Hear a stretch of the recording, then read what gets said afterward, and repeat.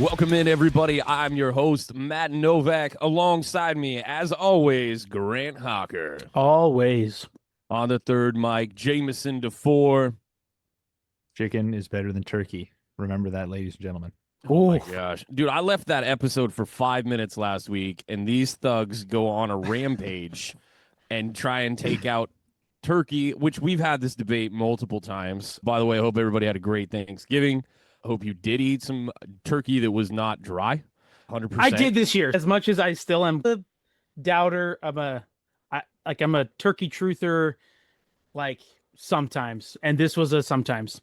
I don't disagree on the take that Thanksgiving is a sides holiday. I'm for about sure. that.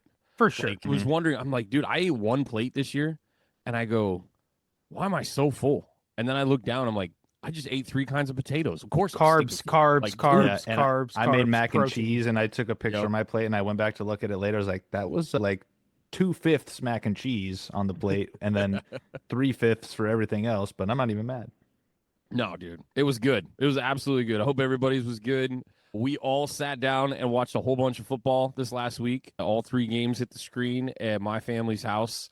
I had some uncles watching with me and did the whole traditional thing. Got through it, though, and it genuinely just sat there and went, huh, I don't know that all these things are supposed to be happening that are happening in the football world right now. I don't feel like that's how those games were supposed to go necessarily. There are some things happening, and this is really peculiar. The Ravens will get there. They're just like they're keeping all these other teams in it because they decided to turn the ball over, what was it, 5 or 6 times on just against the Bengals defense, by the way. Like Which is the worst. horrific. Bottom 3. And Did you know that Joe Burrow plays offense and defense? I had no idea. Apparently that's all they needed was him to show up. Like, holy Kids cow. call it aura. Yeah. Bro comes in, Batmaned up like usual, okay? We are obviously aware of that dude's Batman addiction. And, bro, he came in like a dark knight, just came right out on the field, handled business, didn't do anything crazy flashy, though, just a couple touchdowns, get it done. Was obviously not fully stocked on the offensive side of the ball, playing with a receiver down this week, but gets out there and just manages a game really effectively and made Lamar look super pedestrian, although Lamar made Lamar look super pedestrian, if we're being honest. That's 3 games in a row where, I know I'm saying fantasy points and we're going to talk about real football. That's 3 games in a row where he didn't hit 10 points in the fantasy realm. Yeah. That's not good for any quarterback. Yeah, which means 3 games in a row with no touchdowns scored by him, period. Which has, I don't think, ever happened in his career, at least in the regular season. And for an offense, like we've talked about many times, that is they've embraced him. Like we've talked about how awesome they've done it in the past few years with the MVPs and that kind of thing. Extremely concerning when he's not involved in the offense. So Jameson, you've been clanging this bell for a while, but I might be there with you now about this Harbaugh needing to go. Not with a lot of the same reasons why I think Tomlin is no slight to what they have been. Hall of Fame coaches, Ring of Honor inductees in their respective organizations for sure. But it's one of those things. I think it's just, what more are you getting out of this coach and the need for a new scene? Just, you've been there. With Tomlin and Harbaugh, they're like the longest tenured coaches at one single location now at 17, 18 years, respectively, for both of them or something like that. I'm with you, Jameson. I think it's time for potentially Harbaugh to go. It's just interesting because they're both sitting there, or 2 teams, Baltimore and Pittsburgh, are sitting there at 6-6. Baltimore still with the tiebreakers on their side, so they're at the top of the division at the moment. But those are the 2 teams that you just talked about in terms of coaches that maybe need to be somewhere else. I can't imagine that either of them wouldn't have a job immediately in the NFL if they wanted it. Tomlin could walk into anywhere, I think, especially. Harbaugh's got to be a little bit more of a fit. I believe there's a little age gap there. You got at least a few years between them. That's going to make a difference on teams that would make an investment, if you will. Although there was one franchise in the NFL that hired Pete Carroll this year, so whatever. But no, I think that Harbaugh is just a little bit more of a fit scenario, whereas Tomlin, that's culture. Like, he's a walking culture that he just brings with him. And if you're looking for a turnaround and a guy that can bring stability to a locker room and do all the right things, that could be your dude. And I would assume, especially, the Giants are calling day one. That would be a great fit. I think that one. I don't know if we even really talked about this, but I have not been impressed with a single thing that Jonathan Gannon has done down in Arizona, and that's an organization that hasn't had culture since Bruce Arians was there, or however long ago that was. Like they've since Kurt Warner went on the run. Yeah, this is an organization that like is rated terribly in the NFLPA, like how their organization and their like facilities, like and all this kind of stuff just seems like bad from the top down.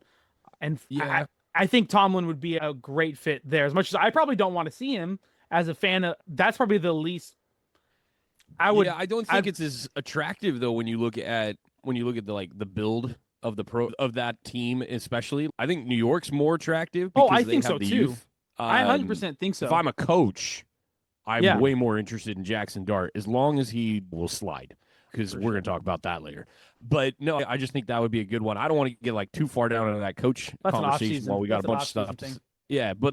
I think we're going to have to start having those conversations here in the next few weeks. Obviously, who makes the playoffs determines so much, because very few teams, like a Lovie Smith aside back in the day with the Bears, like very few teams are going to make the playoffs and then get the boot. Like the coach is going to get the boot. That's pretty rare. Oh, Chargers. What's his face? Won like 12 or 13 games. Brandon Staley. What's that?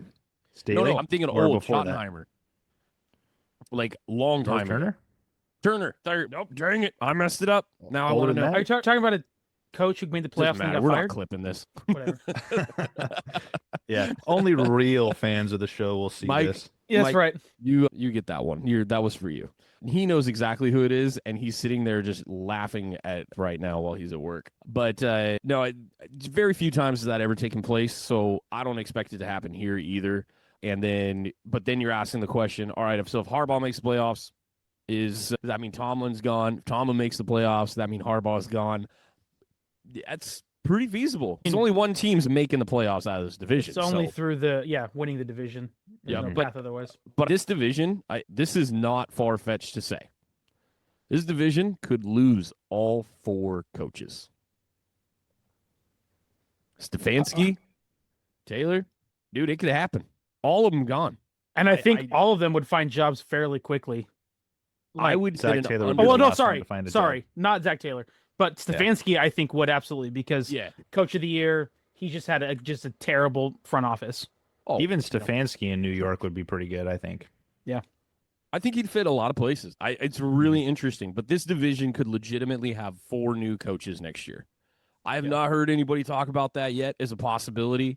And I know that knowing the Bengals are going to give Taylor a break, they've been fine with mediocrity for a long time.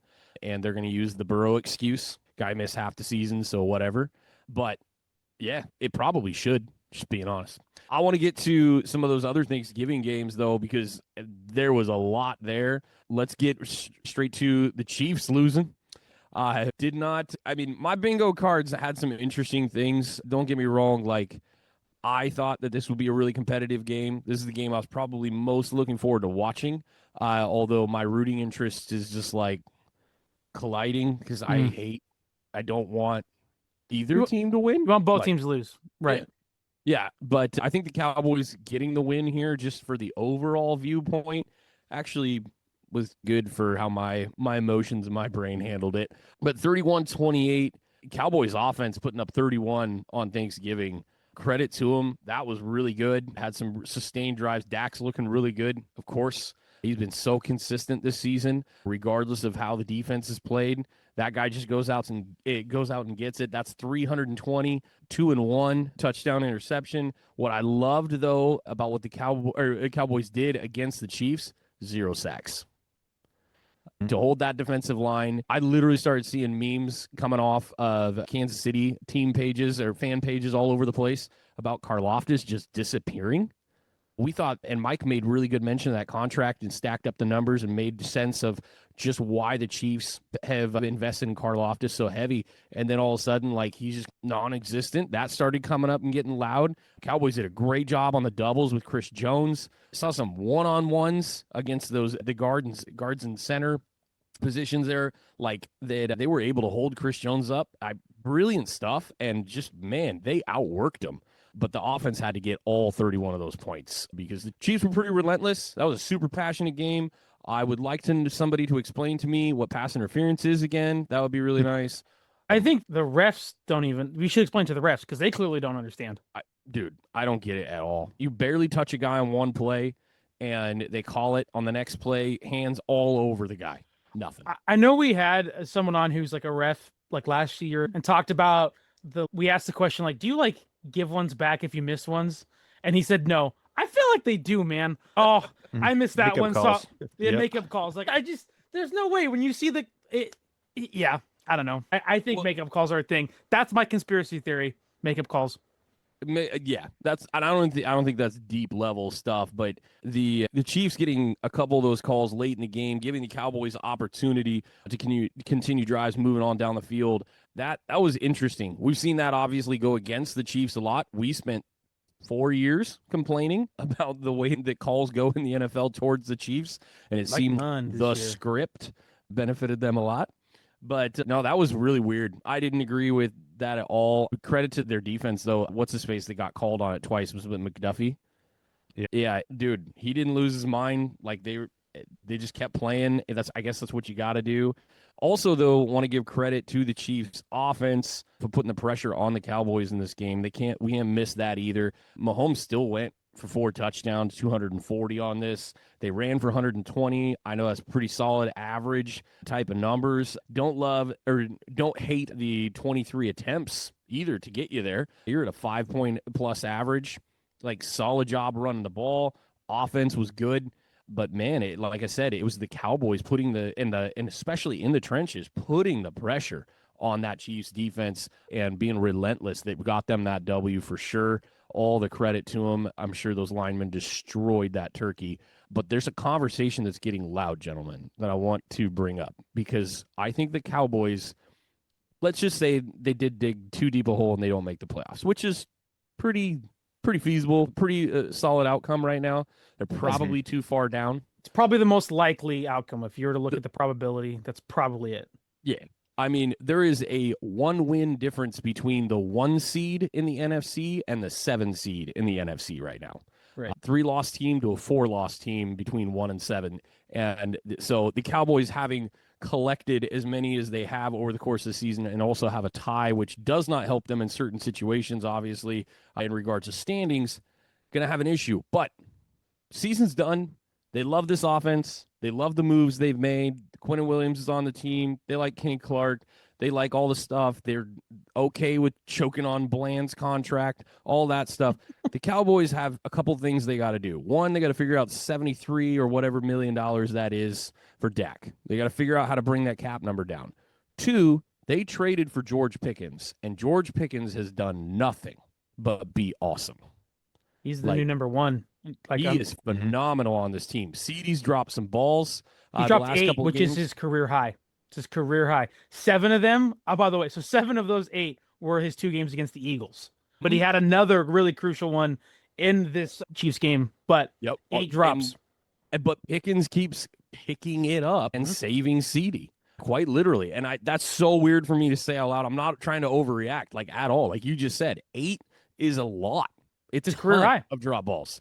And Pickens has been crazy consistent, getting in the end zone. Is he number 3 right now in touchdowns? I think he's tied. I have it right here. He's tied for number 3 in touchdowns with Trey McBride. That phenomenal for a guy Second that was in just receiving yards as well.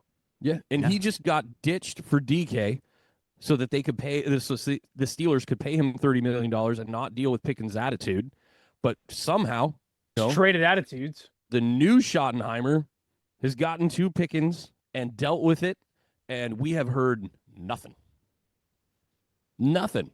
He also has a really good quarterback throwing him the ball, like we were talking about before. Like, I could see how you're off your rocker in Pittsburgh in the bad weather, and you have name your quarterback Russell Wilson, Kenny Pickett throwing you balls. Rudolph. It's tough. Yeah, dude. But sure. No, he's honestly done like a Freaky Friday body swap with Justin Jefferson this season. Like, when you look at what you might expect their stats to be, like, Justin Jefferson's kind of putting up last year George Pickens numbers. So yeah, it's crazy. He's in between JSN and Puka, which I don't think anybody to start the season would have ever dreamt that he would even be in the conversation with two guys like that. No, we fully expected him to be wide receiver, probably 17 to 25. We knew that he was going to be a great compliment, and if CD was healthy all the time, which we got to at least assume that's factored into a little bit of these drops, just maybe not hitting the route exactly the way he wants to. The angles are a little different right now because he doesn't have the top end speed that he likes, all that crud. I'm not trying to make excuses for him, just saying that's probably a reality. But like we expected 17 to 25 range. And if there was a drop off, maybe be around 30, which that would be pretty bad for Pickens, considering what we saw in that playmaking ability of the first few years that he was in the NFL. But dude, this is just ridiculous. And he has forced the Cowboys' hand. They can't make the trade they made and then not take care of the guy. But he's overproduced to the point where he's going to have wide receiver one money. I mean, you're going to be paying low-end wide receiver one money, but low-end wide receiver money is like $28 million. That's the low end. Like, they're going to have $60 million floating around on the X and Y positions of that offense. And I don't know what you do. I literally don't, because I think you look at that and you tell George Pickens, you're like, listen, it's because we have a gunslinger at quarterback that you're like, if you're doing the deal here and you're negotiating, that's what you're telling him is you're like, hey, we have this guy here and they're going to try and ask to start him at $20 million, which for what he's doing is a gross underpay for him based on what he's doing. So I think you're going to have to go to Dak first before all this. And you're going to have to be like, how do we get you to a cap hit at 50? How do we get you to a cap hit at 45? Whatever that looks like, converted to signing bonus, whatever, in order to do that. But he's the new number one in Dallas. He's balling out. No, they're going to have to put void years on the back end of this deal. They're going to have to do the exchange and do that roster bonus dollars, all that kind of stuff to make this make sense. Because obviously they were never going to accept a 73 or plus, and I think it's actually a little bit more than that, $1 million cap hit. They were never going to take it. There was always going to be a restructure happening. This is it's what Brady did for years, right? Just go in, take one big check right up front. Hey, I'm healthy, pass my physical. All right, give me the big check, and then I'll go on with this year and lead you down into the playoffs and hopefully another Super Bowl. But that's the methodology. That's the way you do this deal. It's not what the Chiefs did where they made the brilliant move when they were so young to pay Mahomes $50 million a year over the course of 10 years. Brilliant, because that cap hit actually starts to go down on this contract and not up like it does on every other quarterbacks. They weren't going to make a 10-year investment there, but they were committed to that. That's a 5, 6. This is 5 or 6. I'm trying to remember now. Holy cow. To whatever length that deal is, and saying, hey, we're just going to go ahead and restructure you and work this through. I just think that George Pickens has done a heck of a job and really forced the hand of the Cowboys in the best way. And good on him, man. It's good to see guys that you think are going to flame out, because we've seen wide receivers do this a million times over, where they come in, produce in the NFL, lose their minds, take their shirts off and yell while they're in the Meadowlands Stadium and say deuces. One specific one, I guess I'm highlighting. And just think that they're more important than they are when they didn't earn the dollars, really, and they aren't doing what they need to make that team win. And here's a guy that genuinely blocks. Like, he blocks at his position. I wouldn't say he's elite, but he blocks. He comes out, catches the ball, makes clutch catches, and has had better hands than the number one receiver on this team throughout the season. And just good on him, man. Good for him. Love seeing a guy turn it around like that. Don't love seeing the Cowboys win games because I don't like them. But if that means the Chiefs are out of the playoffs, I'll take this one. And we're getting ever closer. As Cowboys haters, I think there's a part of us that's, gosh dang it, they have an amazing passing attack now, but also please somehow turn this into a Bengals situation where you have all of your money locked up in these three guys, and now your defense long term is just not good. Grocery store and you're not enough of a threat in the playoffs to be like, great, now we got this offense to go up against because they have that defense that's terrible. So that's the silver lining for us who still love to hate watch the Cowboys. But the thing is, too, though, is like you can do this. You just have to not have Jerry Jones as your owner and have terrible draft choices. Look at the Eagles. Like that. Like the recipe is pay your offensive players and then draft your defensive players. That's the recipe. And if they can draft defensive players or not get rid of their best players before the season, then they might be able to do something. But as long as Jerry Jones is meddling and continues to meddle like that, It doesn't matter because they will pay George Pickens. It's the Cowboys. They're going to pay him all the money. They're going to pay him. That's what they do. They are. But it's just they're not going to be able to draft and develop like these other teams, like the Eagles, that have the ability to do that. Yeah, I think hilariously, by the way, the people that came out of that game this week are like, look at our defense doing this and doing that. And I'm like, you gave up 28 points. I know it's not 30. I get it. There's a measuring stick when it comes to that. 30 is a really bad day for everybody.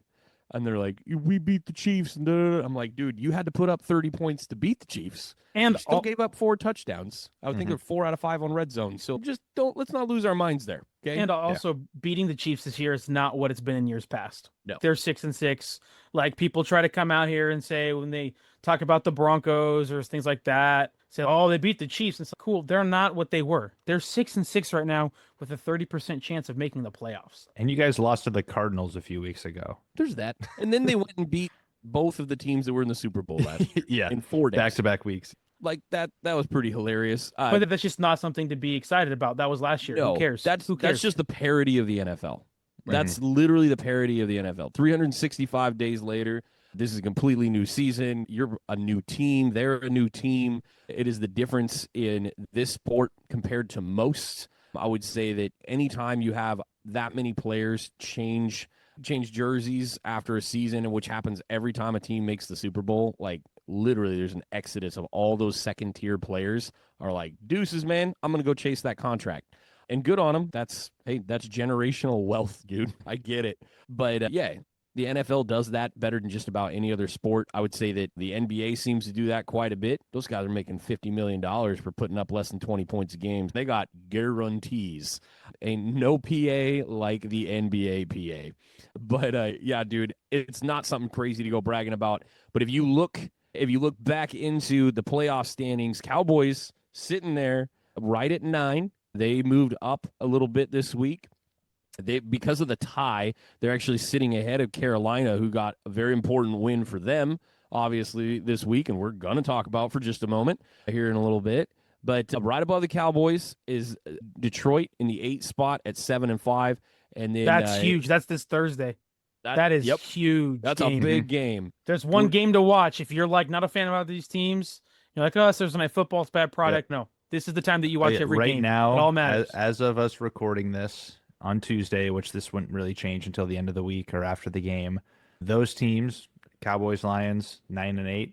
Cowboys are listed as a 17% playoff probability, and the Lions are 43. If we have an outcome that is Cowboys over Lions, those numbers are going to probably exactly flip-flop, if not maybe even a little bit more favorable to the Cowboys. Probably like 50%.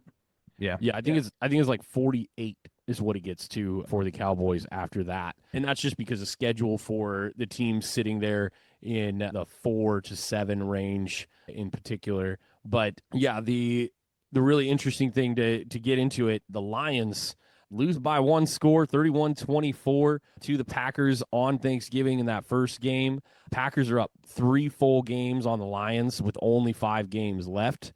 We definitely picked, I think as a crew, we picked the Packers to win this division. I feel like we all did, if I remember right. Yeah. Shortly after the Micah Parsons trade, it was like this is the final piece. Yep. They got it. Thing. But I know preseason, I'm pretty sure we all picked the Packers. Yeah, I know. Like when we did our preview, yeah. Yep. And now the Lions are sitting there with a real uphill battle. Like, they got to hope for some losses from others, plus they got to handle business. And they still got a heck of a schedule in front of them, man. Like, this is an uphill battle. We saw Laporta out of this game, Amon-Ra getting injured early on. That sucks, and just did not look like they could block on the outside. Offense, definitely, from a play-calling standpoint, has been vanilla and missing the last few weeks. We talked about Dan Campbell in the decision-making process, just being way too aggressive when it comes to 3rd and 4th down situational football. Could have had a field goal a couple weeks ago that would have brought the game within 1 score and handled business for them, got a tie out of it. Instead, the dude goes for it on 4th down and then ends up in the same position just a couple minutes later in that game. Like, it's just been crazy watching them, and this just does not feel like their year. Like, you've got to have the stars aligned. You got to stay injury-free to do damage in the playoffs, and it just seems like the Lions are fading. And, yeah, this game, is all the more important now on Thursday night. Al Michaels finally getting one that he's going to be excited about. We'll see how the game We goes. hope. But yeah, hopefully he's not cursing the ground that these guys walk on by the middle of the third quarter like he has some other weeks. But yeah, man, I don't like this for the Lions. The momentum seems to be there with the Cowboys. Yeah, and then the Lions, another reason why the Lions so desperately need this game is not to look too far ahead, but the Rams will play the Lions after the Cowboys play the Lions. And if you are the Lions, that's not like you can't afford to go 0-2 in that stretch if you're looking down a short week game and then preparing for a Rams team who, fingers crossed, is coming off of a win versus Arizona. So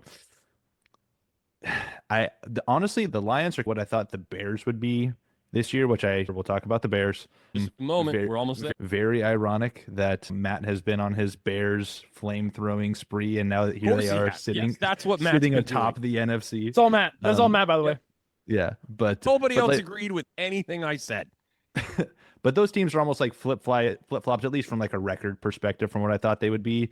And yeah, the Lions just don't have the sauce this year. I think Dan Campbell could be aggressive in his decision making when you have the play calling and the creativity and the execution to back it up.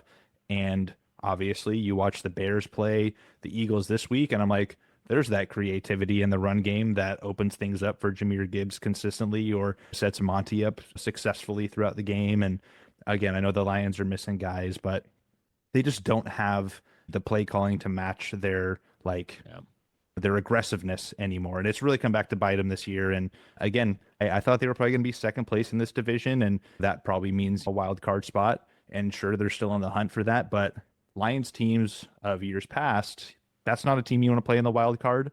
And honestly, this year, if you were to draw the Lions in a wild card, if you're like a 2 seed or even a 3 seed, you're like, that's not the worst thing I could have got. Lions on the road against us outside, Jared Goff in the cold. Them not getting their division is a huge thing. Yeah, I just don't think they have it.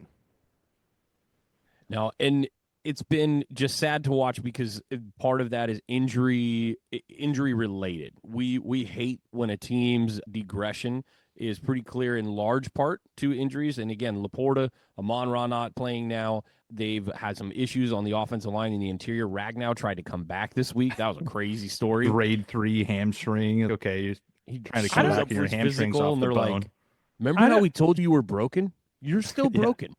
Yeah, I don't know how he thought, like, a grade 3, like, you're still feeling that. That's not like I didn't know that was there. That's weird. And then you have to turn back around and tell your starting center that, like, oh, no, like, we still believe in you. Yeah. That's true, too. Yeah, you're going to bring this guy back. He failed his physical, so I guess we're stuck with you, but yeah. We were going to dump you if you cleared it. Yeah, you were going to go back to the bench, bucko. If it was grade 2 even, we probably would have ran with this guy. But they will probably be one of the teams in the running because the Texans dropped Laken Tomlinson this week with the youthfulness of the successful portion of the youth on their offensive line. I bet you anything they're one of the teams to put in a bid on the waiver wire for him because that would allow some position shifting for them as they're still trying to make the playoffs here. But yeah, I know saw somebody go, has he just not tried to run since he retired? Yeah, he's been on the couch ever since. Yeah, this is nice. Away. Saw his boys in trouble and was like, I got you. And then they're like, never that's mind. like guy who only works out once a year, tries to play in his family turkey bowl game and like tears his hammy right off the bone. And then that's what he was trying to do, but for the NFL. Yeah. By the way, Grant, what's the Seahawks former center? What's his retired? It's not Britt, is it? Yeah, Justin Britt. Dude, are you following him on Instagram? It came up on my For You page. He runs marathons now. I saw that. Like all the kind of stuff. Tall, his lanky stuff is really funny for the most part. Yeah. But holy cow, dude. He is ripped. He'd have to gain about 40 pounds to play in the NFL. I love the ones where he's like, the boys want me back, and he's sitting there with a bowl full of carbs, like ready to go. Yeah, dude. And then, he's they're really like, funny. or he's watching like a clip, and the center goes down. Yeah, and like, he's like, holding his arm or something, and he's I'm ready. He gets back up, and he's in the next play, and he's like, ah.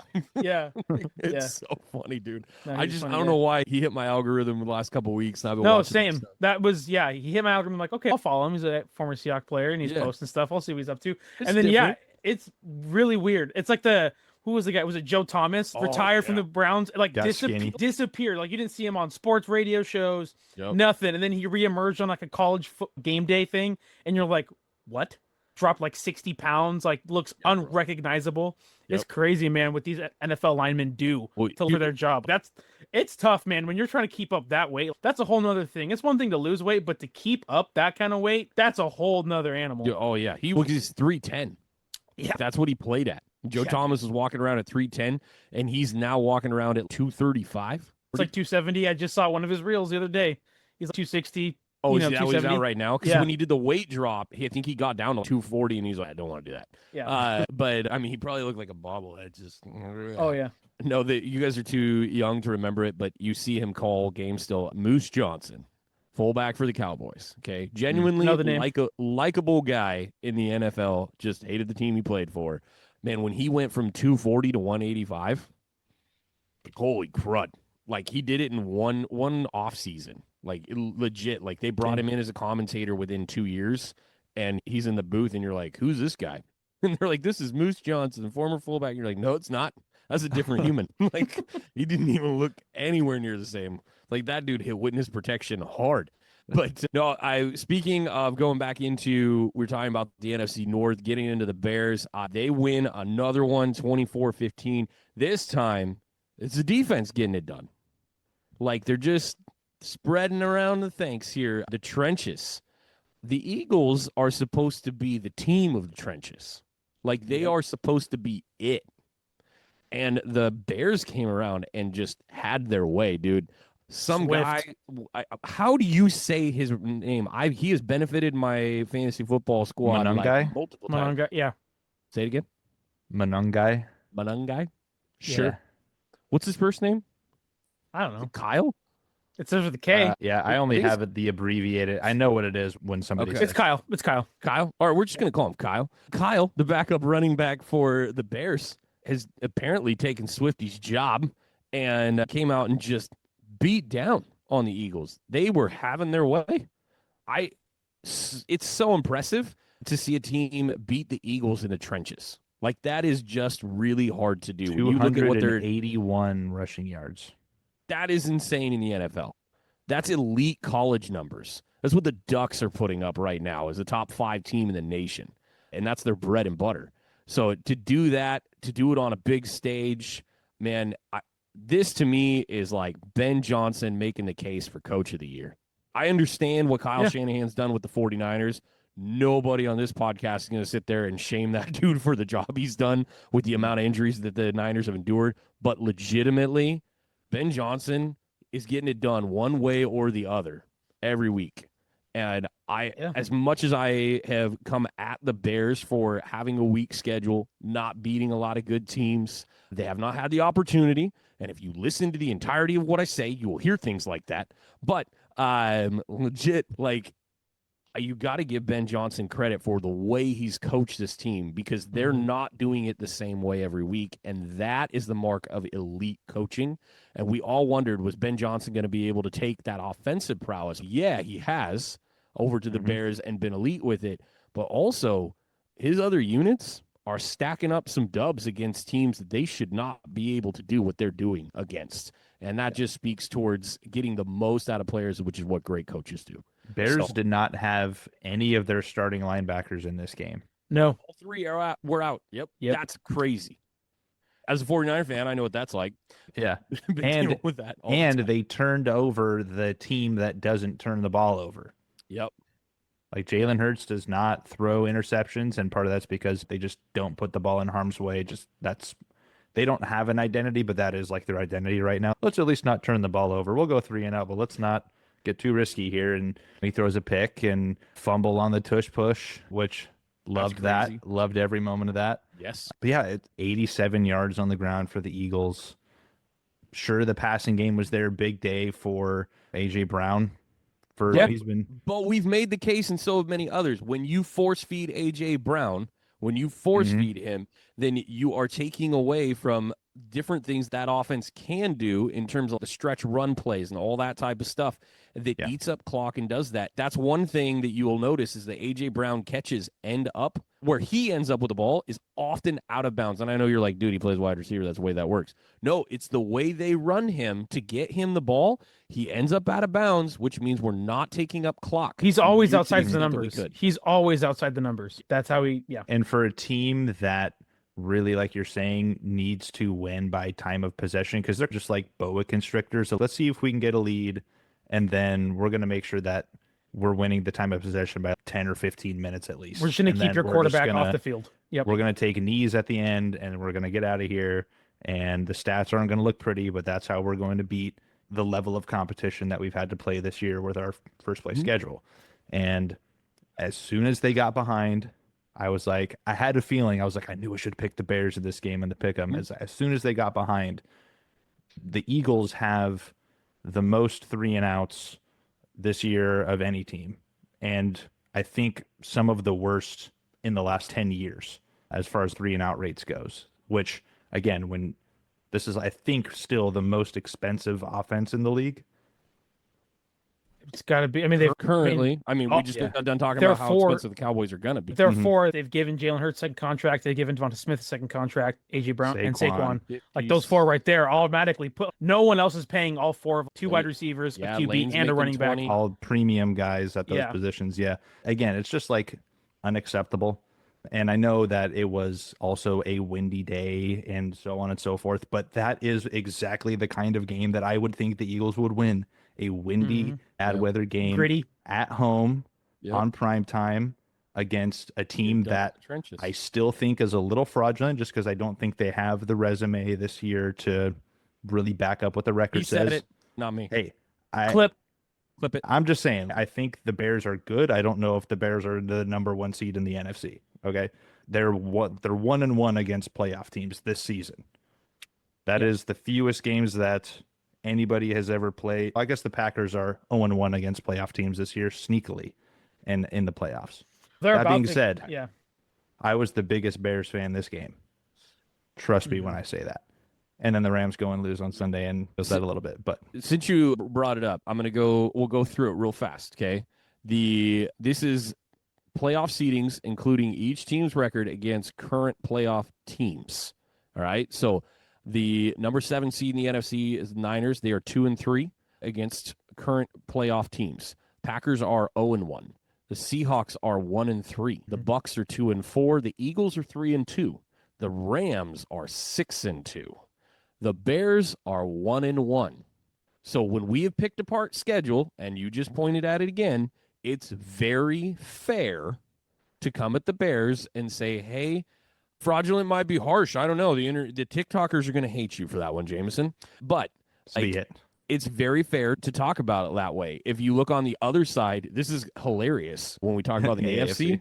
It's so funny. I'm literally looking at it right here. Okay, so the Bills at the 7 seed are 2-1. The Colts are 2-1. The Chargers are 1-2. The Ravens are 1-2. The Jaguars are 2-2. The Broncos are 1-2. The Patriots are 2-0. The playoff teams haven't played the playoff teams. No, at all. There's just no experience. Well, and let me say this too, because I was going to make this point, and thank you for doing the AFC, because when I say that the Bears are fraudulent compared to their record because of their strength of schedule, if you want to call it that, I would say the exact same thing about the Patriots, who I also think are a good team, who have a guy who is, depending on who you ask, either first or second in MVP this year, but they've also not really played anybody of note so far this season. And so it's not that I don't think that the Bears can't be a good team and a playoff team, because they're always going to be that, or the same thing with the Patriots, but they just haven't played the teams to make me be like, okay, now I have to see it to believe it. And this is the beginning of it, to beat the Eagles in this way. Yes. But also I do believe that the Eagles, in the same way that the Chiefs aren't the Chiefs of old for the Cowboys, this Eagles team isn't also last year's Eagles team. This is like the 2023 Eagles, but you still put a feather in that cap, and then that's still the only playoff team you've beaten this year, but that's good enough to build off of. Now the next 5 weeks for them is where they still really play the Packers twice. Yes. And they play them the next 2 out of the next 3 weeks. Yes, that That's- is a That makes this brutal real. stretch for them. I think they'll probably still be fine. They can go, honestly, if they go 2-3, they've won 11 games. That surpasses all of our expectations. Good year. Absolutely. Heck yeah, it is. Absolutely. But If you end 2-3, I might still be like, yeah, but that's what I thought you might do against good playoff teams. how many of those? So they got the Packers twice. They got the Niners. Anybody got their full schedule in front of them? Bears. Bears, yeah. Yep. Like- So they play the Packers, Browns, Packers, Niners, Lions. And the 4 out of Lions 5, week they're 18, playing current, like winning teams, and one team is right on the fringe of the playoffs. and it 4 could out of come 5. down to that Lions matchup week 18 for that last wild card spot. Oh, dude, we all know that the Lions and Dan Campbell They'll love play to spoiler. spoil. Mhm. They do it. love to spoil. And I I'm think- talking to you, Aaron Rodgers. They love to spoil. So this will really test them, and that's what we were trying to communicate the last couple of weeks about the Bears' schedule is the gauntlet was coming, and as you just said, and I really accurately, this was the first step. You got to win this one, and so good for the Bears for doing it and doing it in a way that none of us thought you could. But I think- Genuinely proved us wrong that you could beat the Eagles in the trenches, and were dominant in those trenches. I think too, though, you bring up the Patriots talking about their record. The difference that I find with the Bears and the Patriots is that the Patriots are, yes, they haven't played as strong competition, much like the Bears, but the Patriots are beating up on the bad teams, and the Bears are not beating up on the bad teams. Yeah, the Their point differential. The They're- Bears came into this game with a negative point differential, but being 8-3 before beating the Eagles. Like, yeah, I let's mean, also remember that. You win by 2 against the Vikings. You win by 4 against the Giants. You win on a last-second touchdown against the Bengals to barely beat them. You get smoked by a backup-led Ravens team. Like, there are levels to these things, and that's why you don't just look at records. You look at all of the context of what's going on. So when we see things like this, we say, yeah, there are question marks here. Absolutely. And again, in the NFL, like, until it's proven otherwise, like, we go off what we've seen. And so when we look at that, but like you look at them barely beating the Giants a couple weeks ago, the Patriots just smoked them. Like, just absolutely smoked them. And I'm pretty sure the Giants were led. Was this when Jackson Dart was even out? Oh, no, he was playing this one. I just pulled up their box score. But like them barely beating a team like the Giants, the Patriots going and destroying them, to me gives me more confidence in the Patriots than I do the Bears. Yeah, Patriots are playing really consistent football. Yes. Like they are doing what they do week in and week out really. Yep. And I love seeing that in them. The Bears have just proven that they can beat teams different ways. They just haven't beaten any good teams other than this last one in any kind of manner that matters, because a lot of those teams don't matter. Speaking of a team that's beating down on teams that don't matter, we're going to jump over to the Broncos real quick, because the Broncos are a part of that graphic Yes. that I just talked about. And as I stated, they are currently the number 2 seed. They are 1-2 against playoff teams. Guess what?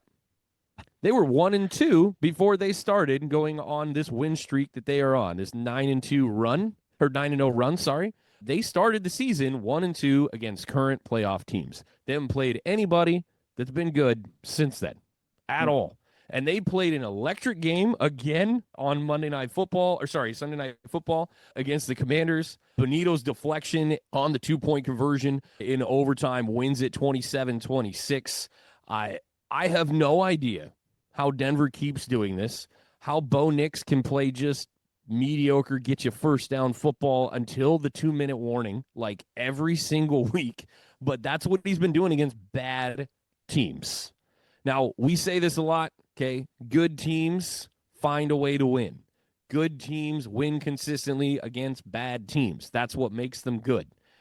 This team is terrifying. If you have a heart condition and live in the Denver area, Cardiac kids. Yeah. That's what they are. Jeez. That is unbelievable what your team is doing to you every single week. What was it, a combined 10 points in the last 4 games? In the last 4 wins, it's 10 12 points. 12. I'm looking at it right now. Yep. Yeah, I see that. But yeah, 12 points in the last 4 games. Average of a field goal.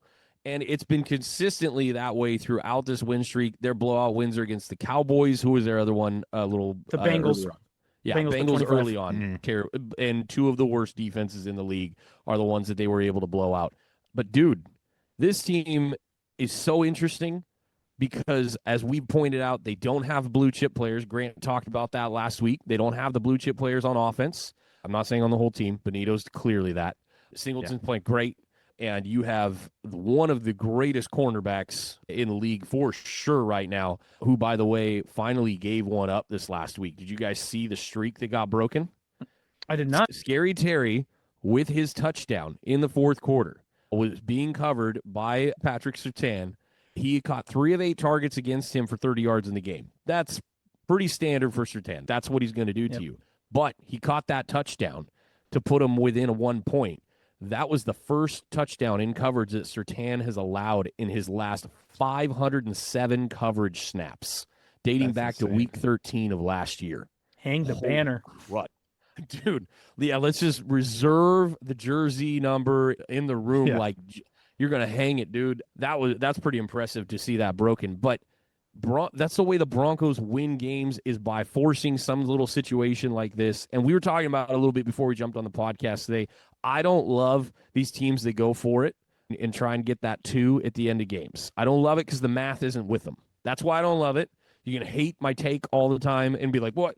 Why in the world wouldn't they try and win? Because honestly, it's actually, I think, if you just looked at it, and Jameson raised this question as well, but I'm pretty confident that the stats lie on at least a majority percentage. I think it's barely over.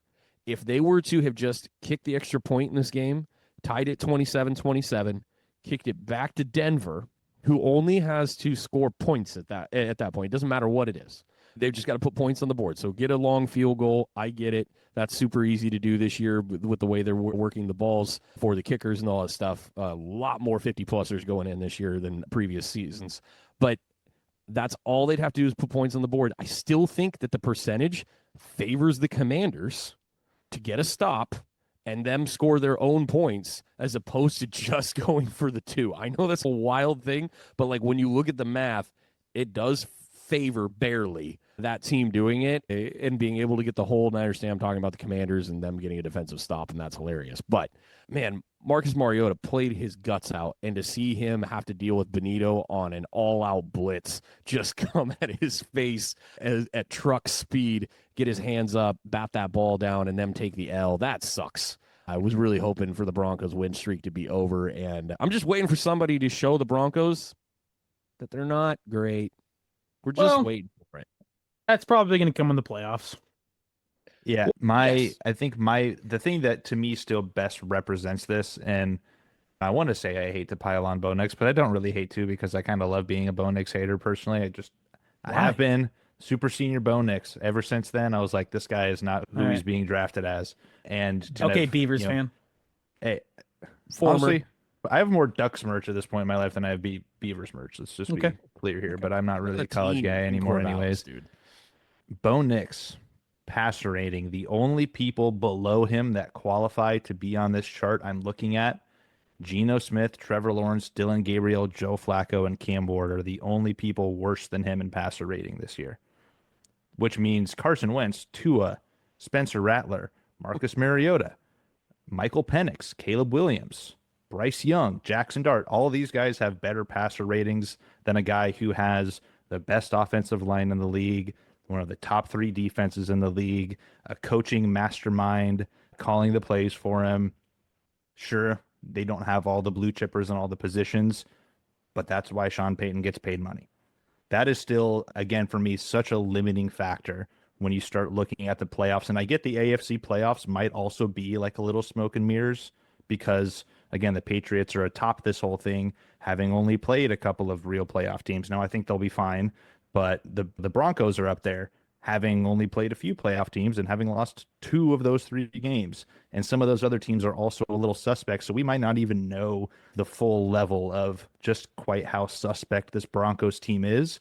But I still just have a hard time sitting here and being like, oh, yeah, like this is a Super Bowl contending team. Because I think whoever were to come out of the NFC to play the Broncos, say they made it to the Super Bowl, that is going to be, I think, horror tape for Bo Nix if he has to start as a quarterback in the Super Bowl this year against the Rams, the Eagles, the Seahawks, whoever might come out of the NFC. I think the run's coming to an end, and I actually do think it'll come for sure before the playoffs because they are going to finish the season with the Packers, the Jaguars, the Chiefs, and the Chargers.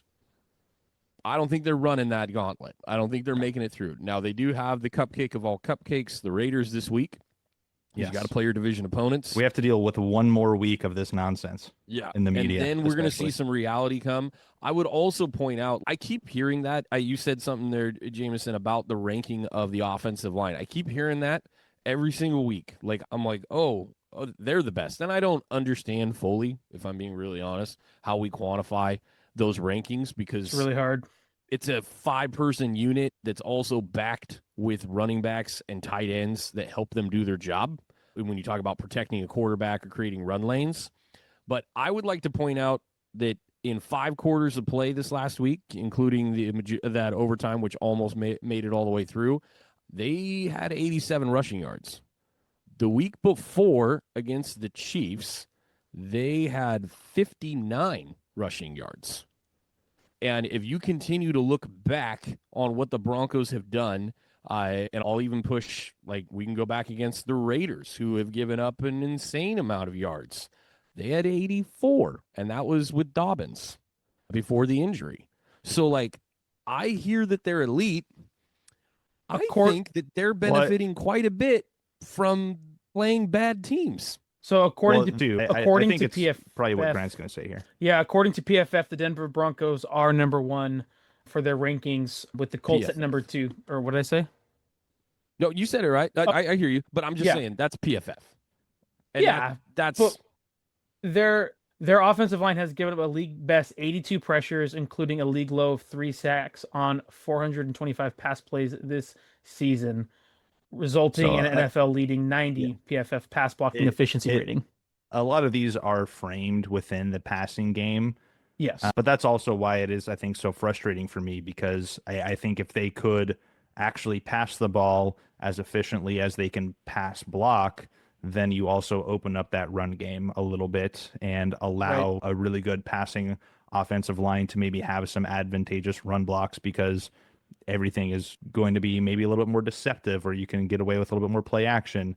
But they have so many pieces. Again, the test that I'll always make is drop X quarterback on that team, and how do we feel about them? And I think there are several quarterbacks that if you dropped on that team with the same weapons on the outside, the same running game, and you would say, oh yeah, that team would go to, like, if Dak Prescott was playing quarterback on that team, we're like, okay, that team's probably going to the Super Bowl out of the AFC. They have a nasty defense. They have a quarterback that can put it wherever you want to. They have an elite offensive mind. They have an insane home field advantage, and they'll probably end up being the 1 seed. Absolutely, sign me up. That's not the world we live in. Yeah, and one thing I'm noticing when I look at the trends of the Broncos is that they get a lot of plays, they get yards, but they don't score elite amounts of points. Yep. You look at their attempts in passing and in passing in particular, they have the 5th most passing attempts in the league. Okay, they're 14th though in yards, they're 11th in touchdowns, and when you look at their rushing numbers, they have only the 22nd most attempts. They're 14th and 11th again in yards and touchdowns. So, like, very mediocre. They seem to get the ball somewhere, but not there quite a bit. You flip it over to the defensive side, this is the number 1 team in the league against giving up passing touchdowns and limiting scoring opportunities there. They are top 10 in most respective defensive categories, if not top 5 or top 2 in a lot of them. They give up almost nothing when it comes to the touchdowns. That is what they are so great at. And I get that. Like, Broncos fans are going to defend that and say that, well, yeah, dude, we're built on defense, and then we score enough, and that's what we do. But they're coming up against it in the next couple of weeks. I had a friend who's a big Broncos fan text me today, and he's like, a lot of people are just hating on my team. And, like, they're coming at our schedule, and they're talking about all this stuff. And you play who you play, right? Aren't they doing really well when it matters? And he goes, they are doing what the Chiefs did last year. It's the same thing. You know, the Chiefs went on that massive run. They lost that game actually to the Broncos. Remember, at the end of the season, 38-0 when they sat everybody. But their only loss was a 9-pointer to Buffalo. The difference is that, who, as Jameson said, there's a top 3, but maybe argument quarterback behind that offensive line playing, and you're like, And a resume of just going back to back in the Super Bowl.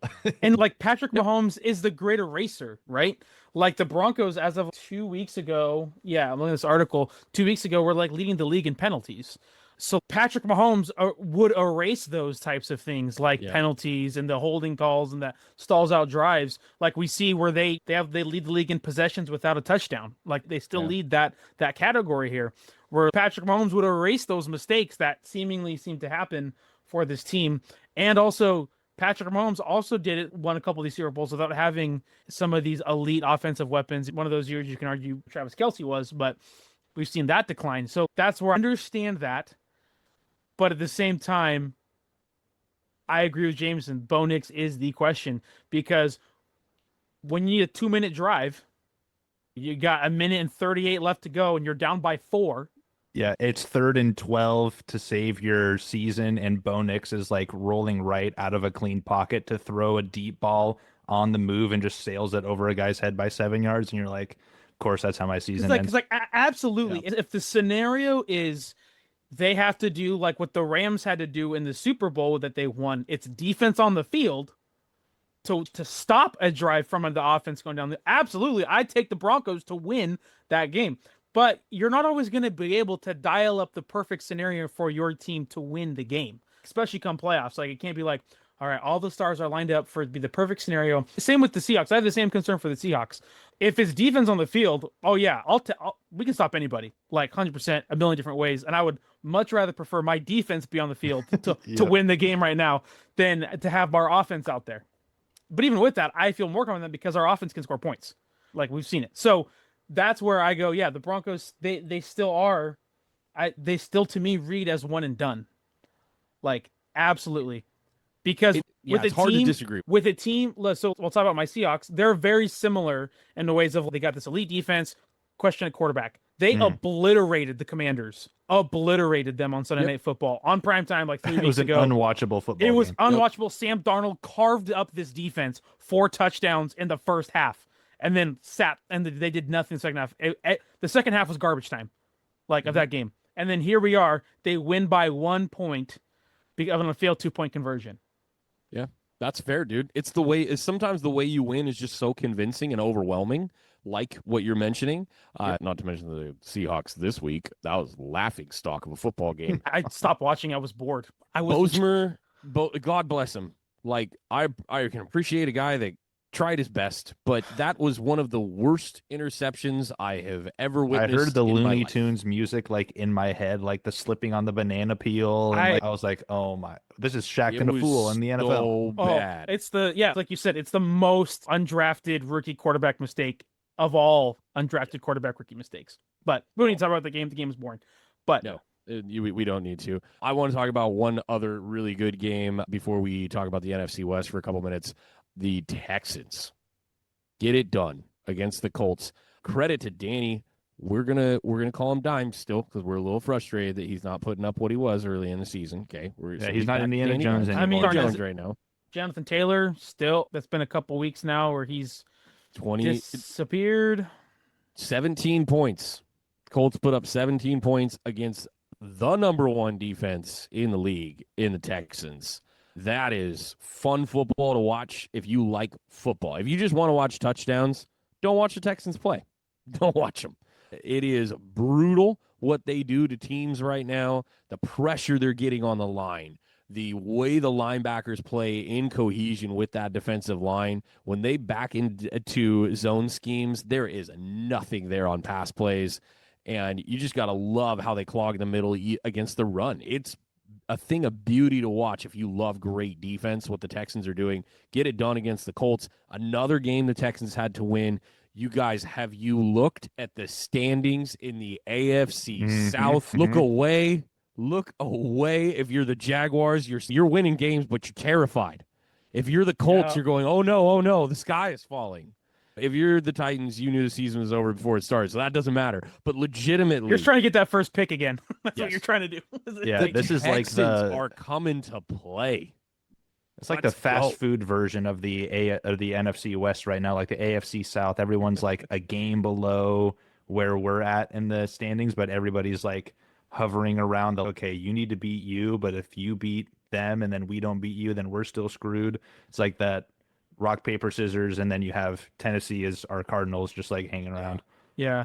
Dude, it is amazing though, like the turnaround that we've seen for the Texans after it looked like this was not going to be it for them. That Like, offensive oh, no. line, we talked many times how terrible it is. Still a terrible line. Not good, but that defensive line is making up for it right now in the best Can they of pass ways. block? Just put those guys in. Probably. Dude, if Hunter was coming at me, I'd probably move. I'm just saying I'm going to duck. Bye-bye, buddy. Put them in a choose run light. plays at least to get them downfield running. Get Hey, them. That's how you get a tush push done. You just put like half of the defensive line on there with some of the offensive that's what they do guys. in college, bro. That's what they do. Even the guy running it right now. Have you seen these teams? Was it Texas Tech did it? The Ducks just did it this last week. Throw it in their middle linebackers to go run it at the goal line. Love that. Absolutely hilarious. And they're like, yeah, we want to get them noticed for the Heisman. I was like, oh, one of them, the Ducks don't have that going for them with that guy. But no, it's just funny. Like, you could probably get some crud done with those defensive players. Yeah. But no, it's awesome to see what the Texans are doing and literally the revival that is going on for their season. To watch a team go out to that sluggish start, have the issues they were having, have their quarterback go down for multiple weeks, and all they did. I thought it was GG. I thought it was over for real. Nail in the crowd goes coffin. down, you're like, oh. Are we going to have to watch the Jaguars try and compete for a playoff spot with the Colts taking this division and running? And then all of a sudden, Danny gets the fibula, which, dude, that props to him again, playing through the fracture. That's wild. Yeah. Yeah, they're like, it can't get any worse. I'm like, I don't know if I entirely agree with that sentiment. You're playing this defense and you're saying, oh yeah, his fractured leg can't get much worse. By the way, if you're AR and the guy that is playing quarterback has a fractured leg and your team would still rather run him out there than you. And it being Danny Dimes, because go that's what we're calling him again, that they would rather have an injured Daniel Jones. Cooked, bro. Cooked. Dude, I'll say it right now. If any of these AFC teams, they are praying for the Colts and the Jaguars to keep the Texans out of the playoffs. Oh, 100%. They are on their hands and knees, hands clasped, praying to not see. Honestly, dude, if you're the second seed, if you're like right now, if say they get in like the 7th seed and it's the Broncos at the 2 seed and they're playing, bye-bye. Because what I was literally just going to say is, to me, the difference between the Broncos and the Texans right now is that as good as the Broncos defense is, there's something to that Texans defense where I'm like, that can just win them a game no matter what, where I don't know if I feel that way about the Broncos, which is why we talk so much about Bo Nix and his shortcomings. Because again, Davis Mills went 3-0 with this team because their defense just said, okay, we're just going to go smash everybody for 60 minutes and then get out of here with a win. We'll just pin our ears can get back. you that field goal. He can get you that field goal. Fair. He can consistently. And anybody can come at me about his touchdown numbers for the season. Come at me, dude. He'll get you the field goal. But yeah, it's a different monster going down right now in Texas. Like, genuinely great for Ryans and love what they're putting together. Excited to see them play football the next few weeks and what that outcome is going to be in a crazy tight race in the AFC South. We got to get down to the NFC West, though, our home turf. I know Jameson had a disappointing week this week because, man, the Panthers rebounded. They came back. Niners took them down the week before, handled business on Monday night, and the Panthers were playing like a team that understood if they lost that game, the playoffs were coming maybe next year. They needed to beat the Rams. And good on them. They did a great job in this game. Yeah, that had trap game written all over it from like day one. It's like, okay, East Coast, 10 a.m. for the West Coast team, bad weather.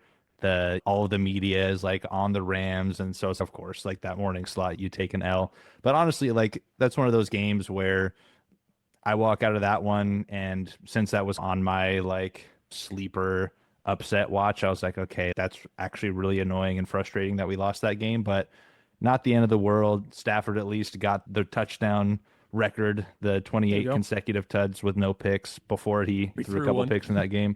But honestly, like I come out of that game being like, I am like more happy for Panthers fans, even though they're still like a roller coaster up and down. They it's got like a shot.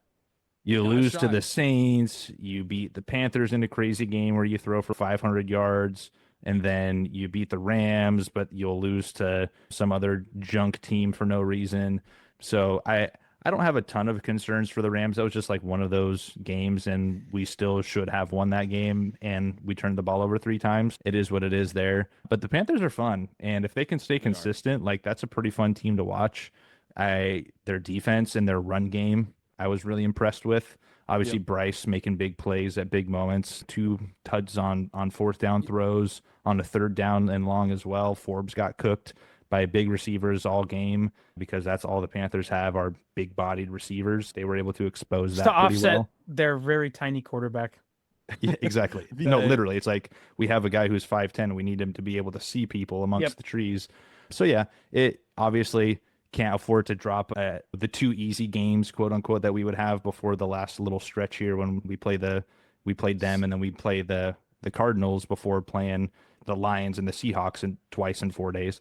So that one was tough, but walked away being like, it is what it is. Well, It's any given Sunday in the NFL, Yep. and at least the Panthers aren't like the worst team in the world. No, it wasn't ugly. That's one thing you got to appreciate. Is you didn't throw 3 or 4 picks, didn't fumble the ball a whole bunch. Nothing crazy happened. Just the defense didn't do what it's been doing. But the Panthers have been able to score points. The issue for the Panthers has actually been on the defensive side of the ball. They had a few decent weeks in recent memory, as it now 7-16. Remember, they won 30-0 against the Falcons in week 3. This team, though, even with a 7-6 record, still has a minus 50 point differential because The Rams were just moving the ball at will aside from those turnovers. Literally, I'm watching and I'm like, oh, to me, the reason we lost this game, the Panthers run game was excellent. I don't want to take away from that at all. Yep. But if we don't turn the ball over 3 times, then we're just moving the ball down the field. We hardly had any third downs in that game. Like we were just doing whatever we wanted to.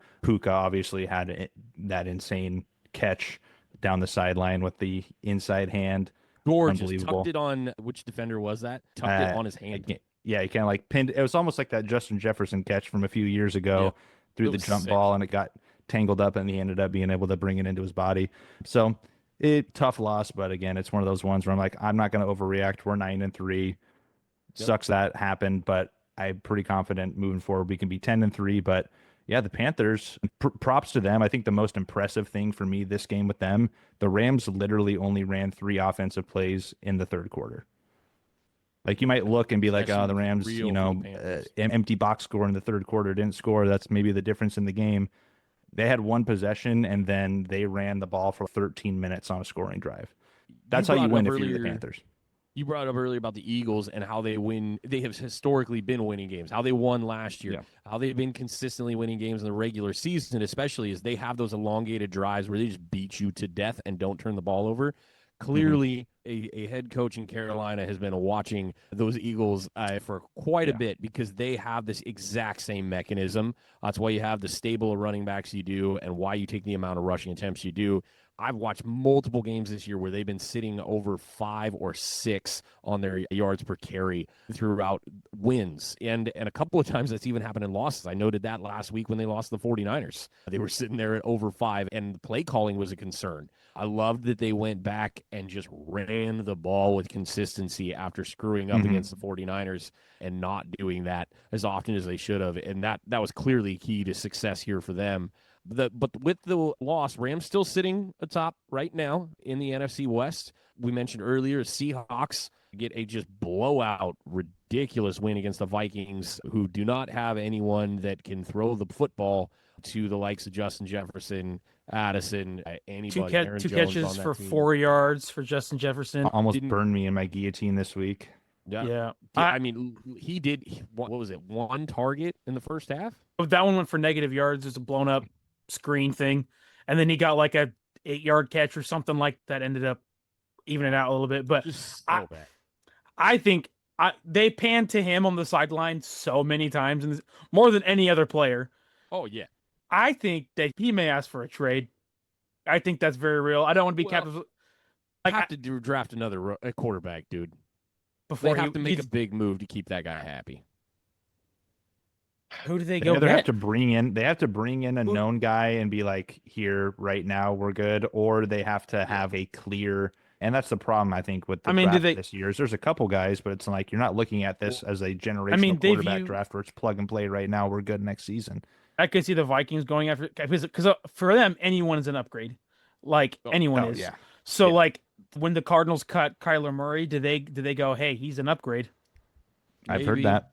Maybe they're going to call the 49ers about Mac Jones. Oh yeah, 100%. They're going to call. We've already heard pundits I know they second would. Rounder, and we've had that whole conversation. Like, they're going to call around though, but they're going to have to draft somebody. They don't have a choice. They got to draft somebody because JJ is not it. I had this conversation with the perfect actual. I just came up with it. The perfect answer to this problem. Let's go. Oh. No, hear it. No, I'm saying let's hear it. I was going to say, you guys may have caught on. Jameis Winston, QB1 in Minnesota. Sign me up for that. You might not win a whole lot of football games, but you'll go 8-9 and you'll love it every step of the way. And Justin Jefferson get the horses out of the stable. Yeah, and Justin Jefferson will have 1,800 receiving yards because he'll break the record. He'll break Megatron's record. That's what he'll do. Like he'll go break it. So, yeah, dude, I would not be sad about that at all. Not even a little bit. But in either scenario, if you get Mac, if you get Kyler, if you get Jameis Winston, any of them, you're still drafting. Doesn't matter. One of your first 3 picks is a quarterback. It's like the Giants. And as good as that Vikings defense is, as young as it is right now, you can still afford to do that. Yeah. You absolutely can. Bosmer and JJ just had, we talked about it a couple weeks ago when JJ had the awful game. We've seen this stat before. Aaron Rodgers actually had one of these games where they talk about if you just threw the ball in the dirt 30 times, what your QBR would be, and Bosmer is it whatever? It's Brosmer. It doesn't matter because he's never playing in the NFL ever again. And JJ McCarthy, both of them had a worse QBR than if they had just thrown the ball into the dirt the entire game. They have to do something. I got a big argument with this guy last night. I don't normally engage in these conversations online anymore. Like, I don't do this fan group talking about it, but I posted just some stats about JJ and the Vikings quarterbacks this season. And then this guy was like, you can't give up on them yet. And I'm like, no, this is when you give up on them. This is exactly when you give up on them. When they prove that they cannot throw the ball down the field with any consistency, when you have all of these A-grade weapons around you, you can't throw the ball to Aaron Jones that's 15 feet away from you, dude, because you're panicking. You're running in the pocket when you shouldn't be. It's horrible. But my bad. We were talking about the NFC West. Oh, it was related. But no, Seahawks get that big win. They're still sitting right behind the Rams. Because of the Rams loss, and I don't really think it's going to happen, it opened up the Seahawks that if they win out, they can win this division because of the Rams loss that they had it because it was against. It's probably going to come down to our stupid Thursday night game that I will be in attendance for. Week. Yep. Yeah, we're both coming off. Like, because we'll play the Colts that Sunday, so we'll have played probably a tougher opponent. You guys will have come off a tougher opponent. Of course, that's how it's going to go. I know. It'd be a slugfest. The difference between probably like the 1 seed, maybe the 2 seed, or being like a 5 or 6 seed.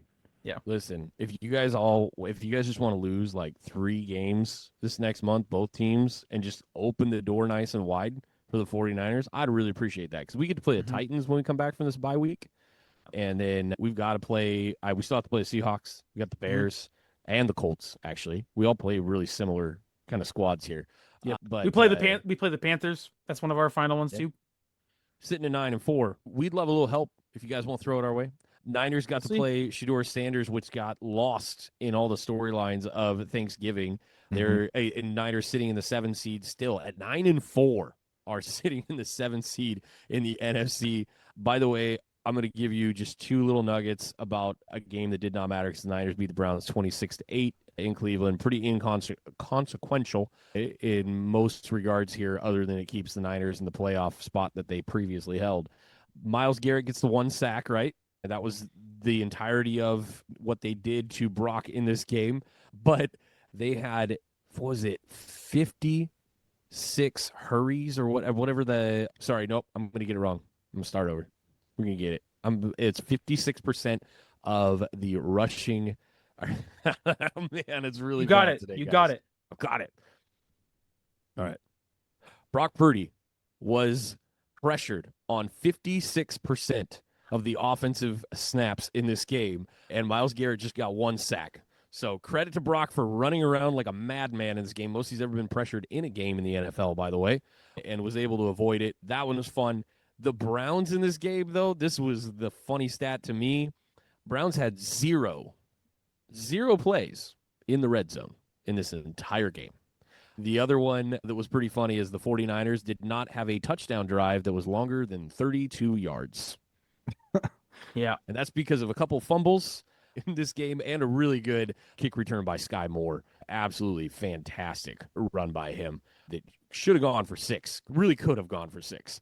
But that was a pretty funny game to watch. I was having a nice little time after church on Sunday morning watching that with a couple friends over at one of my favorite eateries in town. And it was a good little de-stressor when your team wins those games big. Grant was feeling that too. He's just laughing at the Vikings throughout that game. It's nice to just have those every now and then where you're like, don't even have to stress in the fourth quarter this week. That's nice. That's real nice. No, that's as a Seahawks fan, that has not been a thing with Pete Carroll and Russell Wilson because the whole rule was like keep it close, and then Pete Carroll just asked Russell Wilson to go win it in the fourth quarter all the time, and it just I swear my heart has I'm like I have the heart of a 40-year-old probably in me right now. Yeah. No, not come on, it's fine, not. It's not speaking to fine, you. by the It's because it's 15 years older than I am. Yeah, he's just trying to talk about how crazy old he feels internally, and 40 years felt pretty. Just the oldest, like the biggest number I could hope think of. both of you kick the oldest person I know. I hope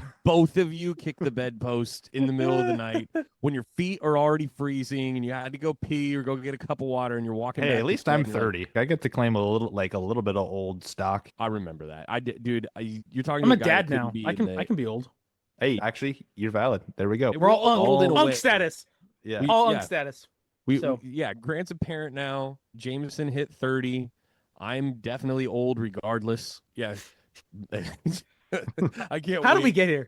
I don't know, dude. I don't know why we got here. It's fine. Because the Seahawks gave you. Yeah, but we had the- boring games for those 2 and 3 well, seeds in the NFC West. And there's been so many of those for the Seahawks, so they're just blowing out teams in like the first half, and then it's background noise for the second half. Like it's just this is new territory for me. I'll be honest. So I'm enjoying it. Can we do the pundit thing right before we do the rundown on Pick'em? And can we just be like, hey, is Shedeur Sanders good at football? Do you guys think he's good? I don't He's care. really good. You know what's crazy? He's had more fantasy points over the last 3 weeks than Lamar Jackson has. So take that with a grain of salt. But I think Lamar Jackson is good normally. Dude, there's a Browns fan page today.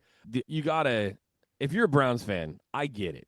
Like you gotta find things to talk about in terms of positive. Just 42, 43 starting quarterbacks in the last since 1990 or something. Like, yeah, 99. Or I think he has like enough in his toolkit to like at least give them some like excitement to be like, you know what? He could throw another pass like he did the other week where he like threw a deep ball. Throw to Fannin. He overthrew Jerry Jeudy on a streak by about 5 yards and screwed up his team's opportunity for 6, but he did throw that pass to Fannin. But he can get it down there. And for 3 seconds when that ball was in the air, I thought I was going to celebrate. Yeah. Oh, yeah. Yeah, so did Jerry Jeudy until he realized how far that ball was going over his head. No, I watched this Browns fan page, though, and it was really funny. They were talking about Dylan Gabriel's stats, and they gave his accurate regular season stats. It's nothing impressive, whatever it was, like 7 touchdowns the last 6 games or something like that, and gave his yardage, all that stuff. It was fine. Very rookie pedestrian numbers. And then they give Shedeur stats, and it says 6 touchdowns. And I'm like, 6? Do they include the preseason? If he had 6 touchdowns the last 3 weeks, we'd be talking about it. I'm like, I'm pretty sure he had 2. And I think he had 2 interceptions in those 3 games. And so I go and I look up his stats. Sure enough, 405 yards. They reported that accurately. And then 2 touchdowns, 2 interceptions. And then they gave him credit for all of his preseason touchdowns. I was going to say, I was like, that sounds about right. Like, yeah. I'm like, oh, okay, because he didn't throw an interception in the preseason. Yeah, maybe JSN should have played in the last couple preseason games so he could really make sure he breaks that record. yeah. We're going to count that. Yeah. It was just funny that they were doing it. I know we got to get into Pick'em and have a little bit of fun because we have sucked so bad. I got to say, guys, we've been doing this a long time. We've never had a run like we have this last month. It has Well, not been good Well, as a and collective. think about this. I've had this is actually really my first like below 500 week, I think, in a while. Okay. But Humble brag. Throw it in our I, faces. I'm just saying I'm still in second place because Mike can't miss. But Yeah, that's I'm looking at our sheet for last week and the teams that we lost on. Like if you would have told Yeah, that's fair. us last year that like the Chiefs, Eagles, and Ravens would be pick'ems that didn't cash out in primetime games, yeah. I would have told you like, You're on drugs. did they all get injured and fall off the face of the earth, and like what happened? All of those teams had their starting quarterbacks playing this week. All Yeah, of them. and they all failed us in a pick'em. Yeah. Yep. It So sucks. I so don't bad. blame us. I think what we have now moving forward is an understanding that like, okay, so now we can officially maybe start going against some of these teams that we usually would say I'm not picking against Patrick Mahomes in a game that he needs to win, but now it's door is open. Dude. But here's the problem. When we get into these games, you're all going to be banging your head against the wall because none of us know what's going to happen at all day. I hate because all I'm of already these like, games. All five of these games suck. To pick. Not they're Great football games. Don't pick. click They're that, nightmare. Grant, you Yeah, jerk. I'm already looking at the Chiefs. Anyway, let's just say Matt and I we went 1-4. We don't need to talk about it. Oh no, sorry. I'm gonna back it up. I'm gonna back it up so I can clip it. Matt went 1-4. Jameson went 2-3. Mike went 3-2. I Grant went 1-4. I went 1-4. Anyway, Love week clipping 14. that. Grant went 1-4. Dang it. Yeah. Okay. Anyway, so let's just get into it. This first one's awful. The second one is worse. The third one's oh my gosh. I'll go first. I'm just going in the order that we have our names down here. Do it. Why am I? So it's Cowboys at Lions. I think in this case with this team, I don't think this is true of every team in the NFL because I don't think momentum is as big of a thing in the NFL as it can be in other sports. I think with this team right now, I think this is about momentum and whose vibes are high right now.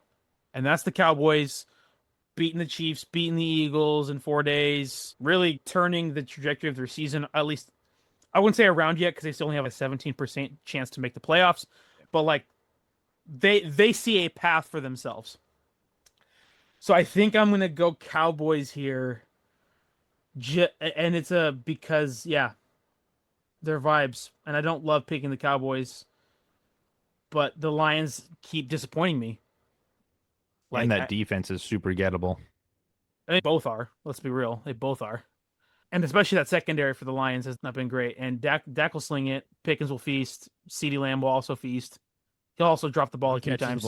Yeah, but he'll still drop it 3 times, but he'll be targeted 84 times. And so who was it that the Lions just lost basically for the year this week? Oh. In their secondary? Yes, they did. Was it who's they didn't lose? Was it? Did they lose Arnold? Terrion Arnold? I think it was Terrion Arnold. I wanted to say that, but I wasn't sure if that was the right name. Let me look. So I'm gonna go. Yeah, you got Cowboys. Oh, and then apparently I'm looking at Amon-Ra missed his second practice. Yep, As of 8 hours ago. Wednesday's the big deal. We're leaning. But Wednesday, if he misses tomorrow or today as you're watching this, that's usually a no-go for launch for Sunday. So I'm gonna go Cowboys. That's where I'm leaning. Yeah. And as a reminder to those of you that are watching this segment, we have declared our lean in going forward because we do pick so early in the week, and we have gotten hosed by injuries left and right late in the week on pick'em. So I am also going to lean Cowboys, and it's because of the injuries, not because of the team, and because I'm scared that Dan Campbell's going to play or still be calling plays. And also, it was Arnold. He went to IR. He'll be out at least 4 games. So that sucks. Yeah. All right. Definitely the Cowboys. Yeah. I'm not going to lie. I think even if Amon-Ra was there, I was probably going to lean Cowboys.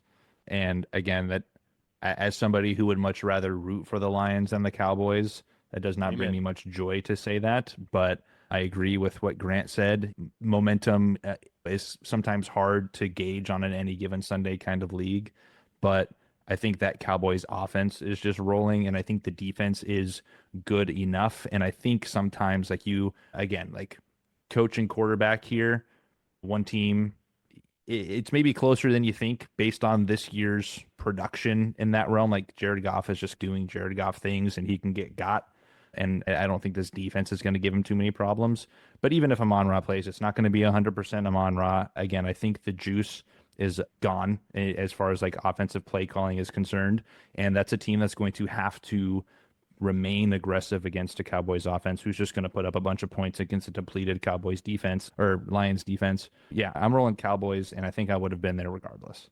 But they definitely need it. Both teams really need it, but the Cowboys, they need it. If they get that, it makes things very interesting in the wild card. And honestly, I would rather watch a team like them in the playoffs just for the excitement level. I feel like there's maybe a little bit more upset opportunity if they can squeak in. Even though they don't deserve letting Jerry cook and being in a position where maybe they can do this, I think they might have a chance. So I'm going to pick them. We're going to, on the snake, we're going to stay with you, but we're going to move down one game because I want to talk about it really quick. In Baltimore this week, big one. Real big one for that division. The Steelers are coming to town. It's the first time these teams have played each other all season. Yep, and we did not talk about it, but the Bills beat the absolute crud out of the Steelers this last week. Lots of drama in the Steelers' house. We talked about Tomlin earlier and the maybe that could happen to his career after this season and what him and the Rooneys may decide to do. But the Bills came at the Steelers to preemptive this one. They had 16 more first downs than the Steelers did in that game. They had 31 more plays than the Steelers did in that game. They had 191 more rush yards than the Steelers did in that game. It's the worst rushing margin for Pittsburgh in a home game since 1955. They got blasted. Darius Slay is no longer playing for the Steelers as of today. They mutually agreed to part ways so that he can go elsewhere. He saw the writing on the wall that there's no ring and honestly hasn't been playing Darius Slay football either. And so he's gone. Adam Thielen gets picked up by the Steelers in a move that I got to believe was actually corresponding.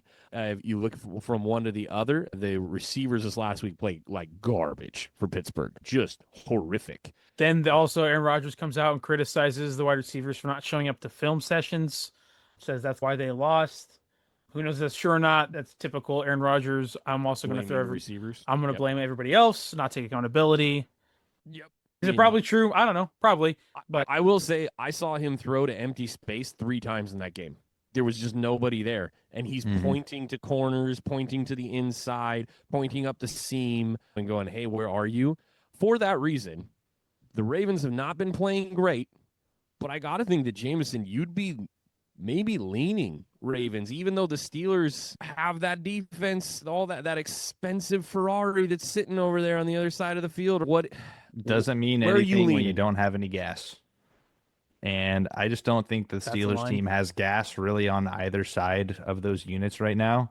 So yeah, it looks nice. And again, on paper in 2019, I'd be like, how is this team not undefeated? But we are in 2025, 2026 season here, ladies and gentlemen.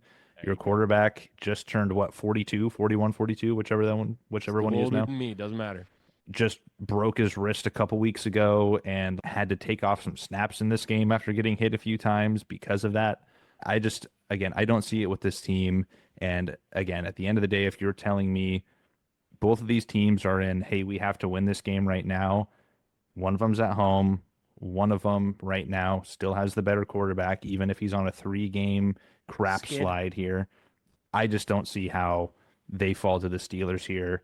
And if they do, you mentioned it earlier in the show. I've talked about it ad nauseum on the show, Grant. The Harbaugh, if they lose to this Steelers team to maybe just kick them out of the playoffs entirely when you are more or less a healthy roster at this point in the season, that is not going to go very well. And it's not going to go well for the Steelers either, but I think some Steelers might look at that with a little bit more rationality because they don't have Lamar Jackson and Derrick Henry and Kyle Hamilton and like all these guys on their team. But for all of those reasons, I am going to say Ravens here. If they lose, oh boy, that's going to be a bad day in Baltimore. Either way, it's a bad day for either team. Drama. It's going to be massive drama coming out of this one. I'm calling this game the battle of the tight ends. Because the tight end units that are going up against, not directly against each other, but against these defenses are pretty stinking insanely large. Let's just say that. and incredibly talented. I think that's going to be really interesting to watch the personnel units and how they're utilizing this game. Man, I'm just going to take the home team because that's what you do. You take the team with a better quarterback in the home team. Part of what you said there, Jameson. So I'm going to go Ravens. Grant? Yeah, I think James. I don't want to belabor the point. I think Ravens as well for those same reasons. Aaron Rodgers is playing really terrible football, even when he's on the field. He's refusing to target the middle of the field. Yep, don't like that. I think the next one's really interesting. We're going to stay with Grant on this pick. Colts Jaguars is terrifying because we don't know what Jaguars team is going to show up. I still think we don't know. To me, I know we talk about the middle of the middle and all that kind of stuff, like the middle getting middler and a lot of good, not great. I still don't know if we even really know what these Colts and Jaguars teams are. Like, is that fair to be like? Because like, in what world can you be like with like the Colts? Be like, this is gonna happen. Like, where I look at a team like I look at a team like the Rams, for instance. I'm like, yeah, Matt Stafford is gonna come. They're gonna sling it. The offense is gonna score points. Like, even if they lose like they did this week, they scored 28 points. Like, I know the Seahawks defense is going to come out there and smoke and make it hell for whatever quarterback playing football for them. I don't know. I can't make a claim on anything right now with what the Colts have done because Jonathan Taylor has come down to earth a little bit. Danny Dimes is back. The Jaguars will blow out one team in the Chargers and whoever they play, the Titans, but then they absolutely crumble a game and give a game away against the Texans. I can't stake a claim for either one of these teams. This is a unit that's going to show up. I don't know. I say all that to say Colts. I don't know. So I would push back on one part of that. You can correlate a little bit of the issues that the Colts have been having with Danny getting hurt. You can absolutely do that. He's not playing 100%, doesn't have the ability to move the way he does. And let's remember that that's a guy that can run for 450 to 500 yards in a season, who has a great scramble ability and uses his body on third down when he needs to get it. And he does not have the ability to plant and go. So I do think that's a little bit of a factor. Also, the Jaguars are the most turnover-dependent team in the NFL. You stole my point. To get turnovers. They have to get turnovers, and they're going to get them against the Colts. Jaguars win. You stole my point right out from under me, Matt. Well, you jerk. I had them pulled up here, the turnover differential. Like, the differential itself it's like the total number of like actual like net differential is actually pretty close. Like, that's +6 for the Jags and +5 for the Colts. But that's also because Trevor Lawrence is known to turn the ball over many times. So that defense is turning the ball over more, but the offense is also giving it right back. And I think the key thing for me is still Danny Dimes isn't 100%. If you have a fracture in your leg and you were playing quarterback in the NFL, and part of what makes really good in your role this year is the ability for you to move a little bit, I just don't love that combination. It's in Jacksonville. It's a divisional thing. We've seen some of the voodoo here with how this works from time to time, the Jaguars having certain teams' numbers in that division. So I do think the Jaguars win this game. I also think, like you both have said, the Colts have just been on this skid. And I think we all in the back of our mind knew that was probably going to be happening at some point this season, because they were on like historic offensive paces with Daniel Jones. And I think some of that goes to what you were talking about earlier, Matt. Like, these teams aren't playing a whole lot of playoff teams this year. So they're just like running up the score, putting up a lot of points. And then as soon as you hit that speed bump, right off the ledge, even though Jacksonville is going to be liable to turn the ball over, there is no Sauce Gardner to worry about on that side of the field if you're Trevor Lawrence right now. And I think the Jags maybe just got the Colts at a right time right now. I'm going to say Jags as well. Yeah, that was the other I didn't bring that up. You've got an injury on one side of the field right now for the secondary. And is DeForest Buckner still out too? Look it up. Oh, yeah, because you might have two of your top defensive guys out again this week. Yeah, no, but it looked like, you lost half your secondary there, at least for a couple weeks. And that's what I was seeing. Thank God it wasn't the Achilles. Thank God. I hate that stuff. I think he is probably gone for at least one more game in Buckner. Buck is? Okay. I think this would be his fourth game that he'll miss. So at least has to miss one more. Yeah, they're gonna have two defensive studs gone, and with Danny nursing the injury, that just doesn't smell like a good. I think I'm gonna switch on you. We convinced him. I forgot about the Sauce injury there. And then, I'll be honest, what I was doing as I was ranting, I just said the first name. I was like, I'm just going to surprise myself even with what team I pick. I said the Colts. But I think I'm going to go Jaguars. I don't like either of these teams. I don't like any of their quarterbacks a whole lot right now. Yeah. But Fair. at least one is not dealing with an injury. So I'm going to go Jaguars. All right, let's go Bears at the Packers.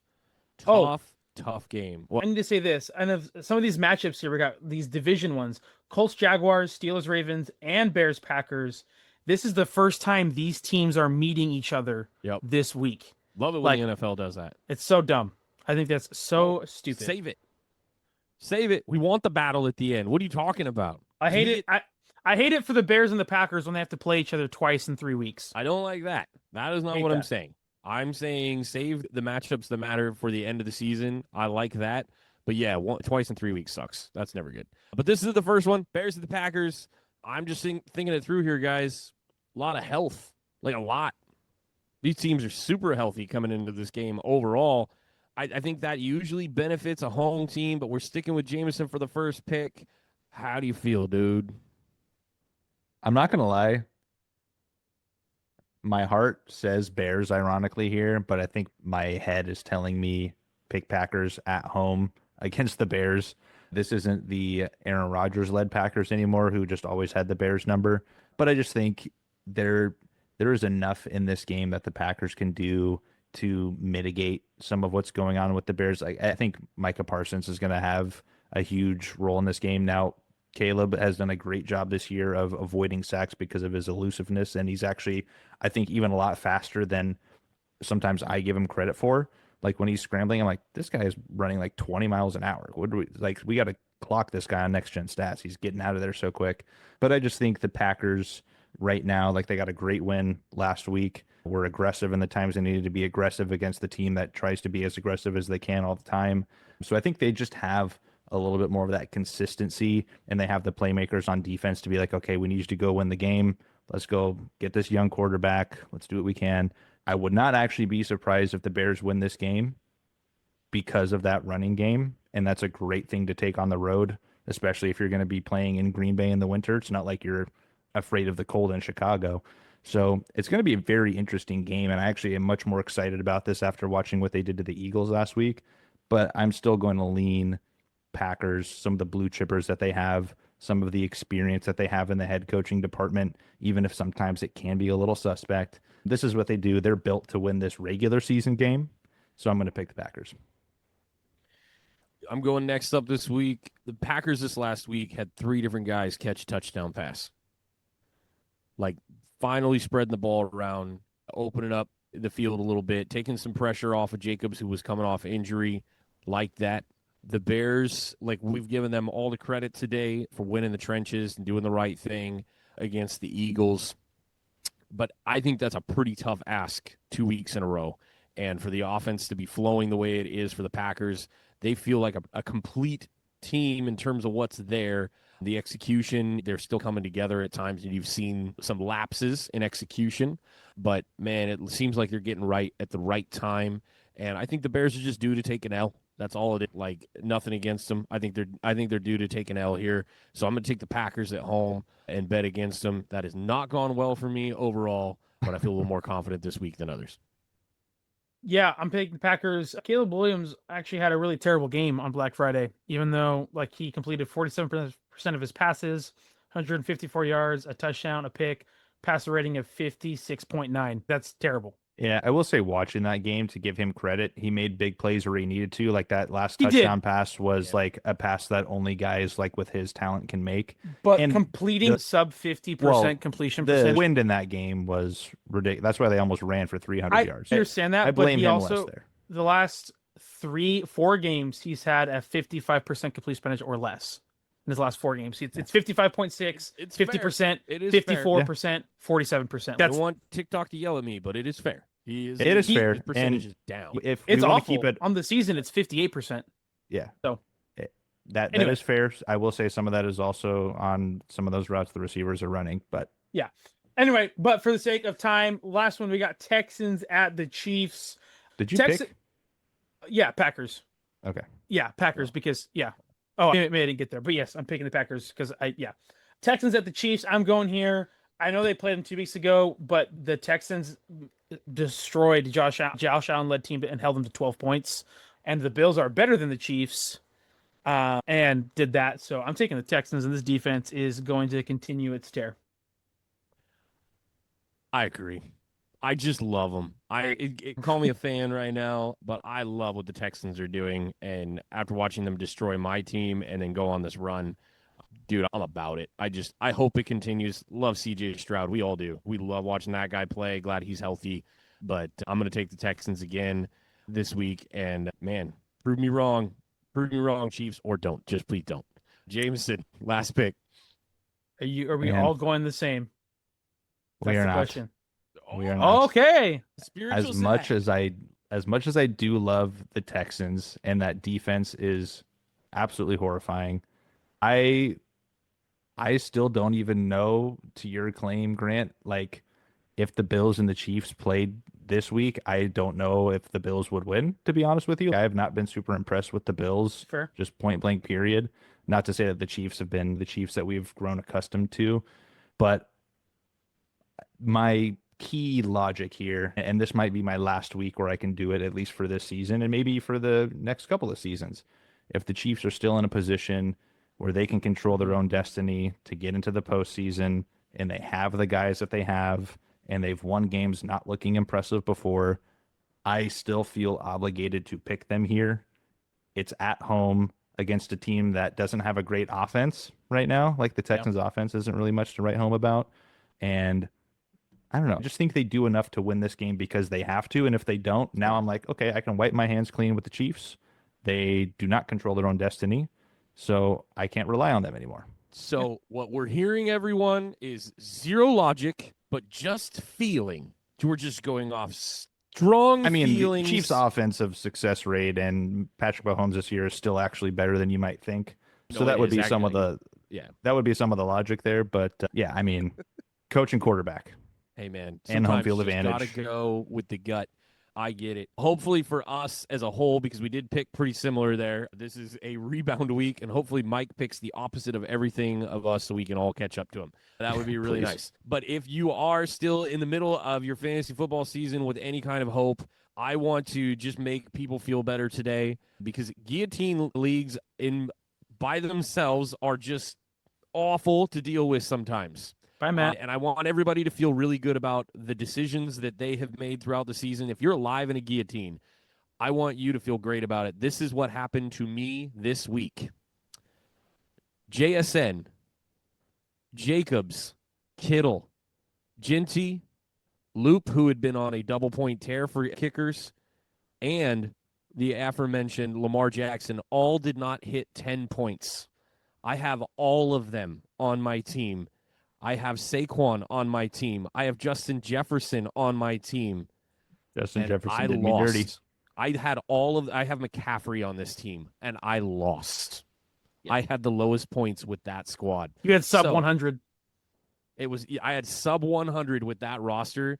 So sometimes you just get lucky. Good for you. Because sometimes you just get lucky. I have won one guillotine league in the last 3 years, and I genuinely felt like I had the best roster come week 10 in all of those leagues.